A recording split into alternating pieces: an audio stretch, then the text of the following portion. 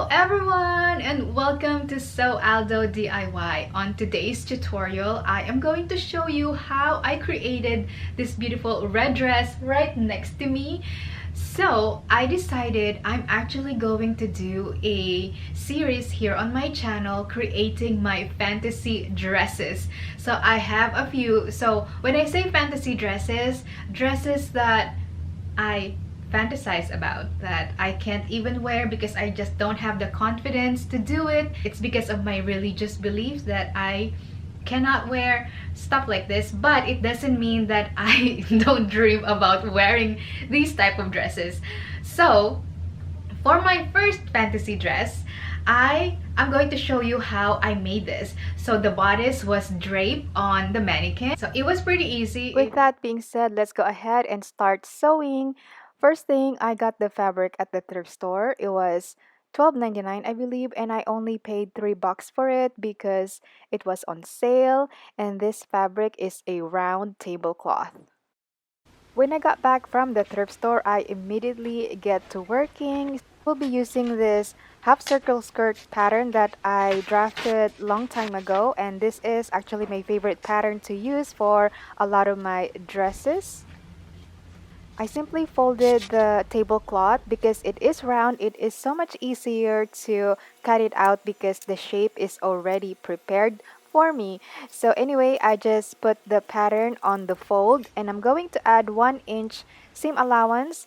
Just wanted to be extra sure that I will have enough fabric. Going to extend the length of the dress. Let's move on to cutting the bodice pieces. So here is the center front. I place it against the fold and I'm going to cut it out. If you like this first episode of this series, be sure to give this a thumbs up. And if you have fantasy dresses that you would like to share with me, don't forget to leave them in the comment down below. Just because I am actually kind of intrigued and curious, what are your fantasy dresses looks like.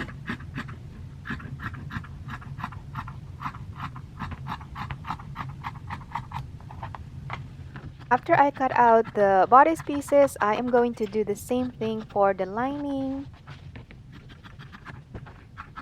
And the fabric that I'm using is a cotton material, so it is nice against the skin. Now these are the bodice pieces cut out all together, so you will have 2 center fronts, 4 side fronts, and 4 back pieces. I'll go ahead and serge all the raw edges to prevent it from fraying, plus it will look so much nicer even though you will not see it because it's going to be inside the bodice or the lining. Now it's time to construct the bodice. I match the side front seam to the center front seam and I am making sure that I'm pinning on the right side of the fabric together. Repeated the same thing on the lining and now it's time to sew the seams. And they should look like this. I also press the seams open. I will set aside the shell fabric. I am going to be working on the lining. I will be adding boning to the lining so it will give the dress a structure and it will hold up because this is a tube top, so I have to make sure that it's going to stay on the body and not slide down.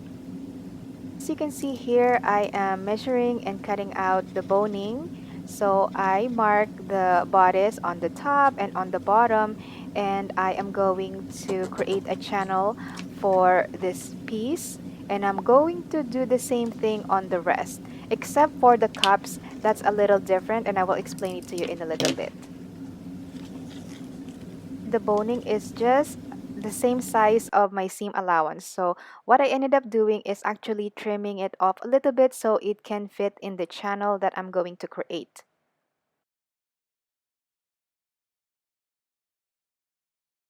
It's up to you if you wanna round the top of the boning. I just cut it on a slant angle, slightly curve it on the pointy edge just because the curve actually will poke through the fabric. It will give that weird indentation on the fabric that is super awful. Let's work on the cups. As you can see, I measured how long the cup is going to end. So that is where the curve, so I marked it and I'm going to sew it right across there. And I'm going to create separate channels for the boning. Here I am measuring the curve of the cup. As you can see, this boning is on a curve, so I'm actually going to place it in a curve like that so it has a shape already. Now it's time to insert all the boning. As you can see, it doesn't fit in the channel, so I trim it just a tad so it can fit perfectly.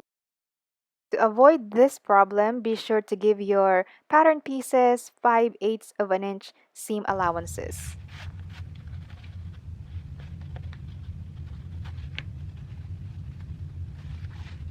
I also top stitch two more boning on the lining, as you can see here, because I just want the back to have some sort of structure as well, just because I just want to make sure that this dress is not going to slide down. And it worked perfectly, by the way. I also closed the openings for the boning channels so it doesn't slide down when I'm sewing it on the shell fabric. Now it's time to attach the lining on the shell fabric. So match the right sides of the fabrics together and be sure that the seams are open on the bodice or the shell fabric.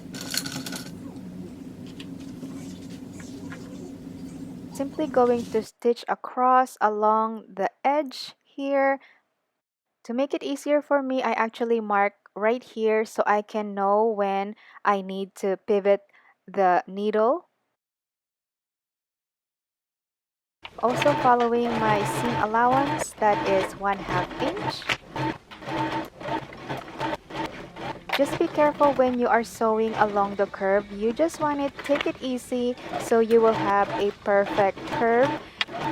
I'm using the seam guide on the needle plate as my guide, so my stitching is going to be perfect. And look, it is perfect and it is so beautiful already. Now it's time to grade the seam allowance, especially along the curve. I also trim off some of the seam allowances along the seams, just so when I turn the fabric right side out, it's not going to have extra bulk. After that, I gave it a good press and now it's time to understitch the lining. Doing this is making sure that the lining is going to stay inside the bodice. When you reach the curve, be sure to take it slowly because it can be a little tricky. Just make sure that you don't sew over a wrinkle. Smooth it out first because if you sew over a wrinkle, it's not going to look good. It's gonna show. And look you guys, this is the finished neckline already and it is looking on point. Also gave it a good press and look, oh my goodness, I am falling in love already. Now it's time to attach the skirt on the bodice. First, I mark the center of the skirt. So there's only going to be one seam, which is back seam because I cut this fabric in one piece. Touch the center of the bodice and the center of the skirt and I pin along and I'm just going to stitch it. Very straightforward. It's very simple. You've seen me done this before. Just make sure that you are distributing the fabric evenly. Are only pinning it on the shell fabric, not on the lining.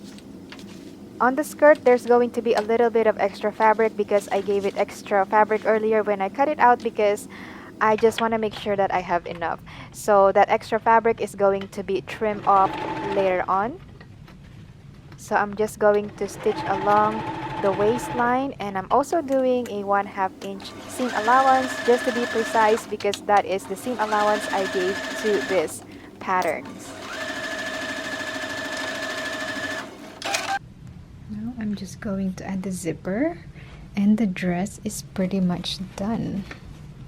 I don't have to hem it because I am taking advantage of the finish hem of the fabric. Now it's time to add the zipper. First, I am going to trim off the excess fabric that I gave to this pattern or skirt. So next time I will remember that I don't have to do this. I then measure out how long the zipper is going to be and I marked it. So the zipper I'm using is an invisible zip and it is 11 inches long. You can use a longer zip if you want, but this is all I have and I'm going to use it. Now it's time to close the back seam. I am going to do it differently this time just because I want to try it out which one is better. So I usually close the back seam last after I install the zipper, but this time I'm going to do the opposite. You can see here I am using the edge of the needle plate as my guide, so I will have a straight seam.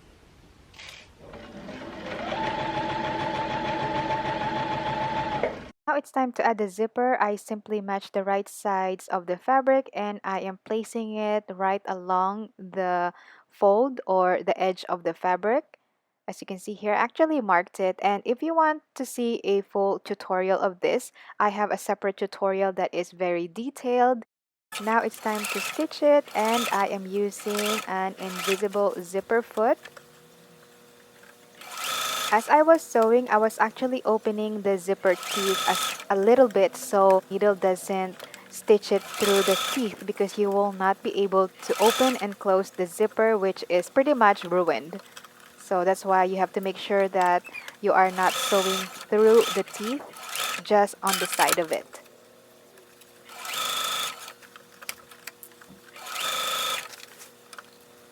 I repeated the same on the other side of the bodice, and as you can see here, the zipper is facing the right sides of the fabric.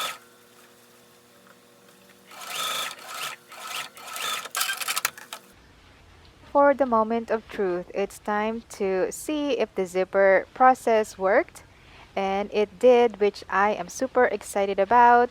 So as you can see here, the seam at the back is just a tad off, but it's not going to break my heart that I'm going to redo it. I am satisfied with this and I'm just gonna keep going. This is a fantasy dress after all, which means I'm not going to be wearing it. Now it's time to close the gap between the zipper and the back seam, so I'm just going to do a straight stitch right along here. It's time to finish the lining, so as you can see here, I'm just going to fold it just like this, right sides of the fabrics facing each other. Fold in the lining just like this, and I'm going to stitch right along the zipper. Doing it this way, it's going to seal all the raw edges inside the lining. And doing the exact same thing on the other side, obviously, so I'm going to match the right sides of the fabrics.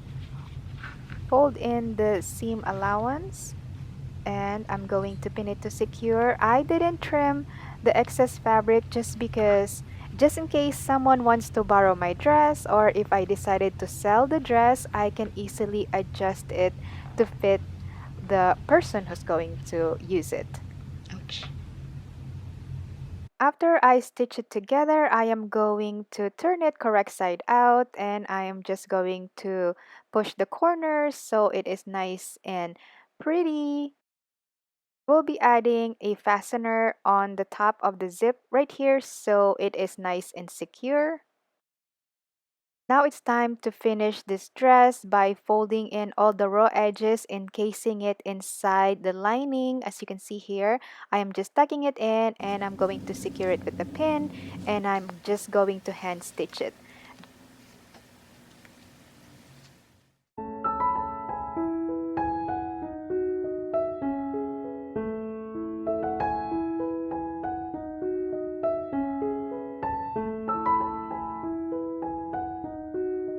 It's actually very beautiful with or without a blazer. You can see it. The bodice is perfectly fitted on my body. I'll just show it to you. It looks so nice, and the neckline is perfect. It is the right amount of sweetheart. So I'm really happy and I am proud of this dress. So anyway, thanks again for watching, and if you find this video helpful, don't forget to give it a thumbs up and don't forget to subscribe to my channel. See you in the next one. Bye!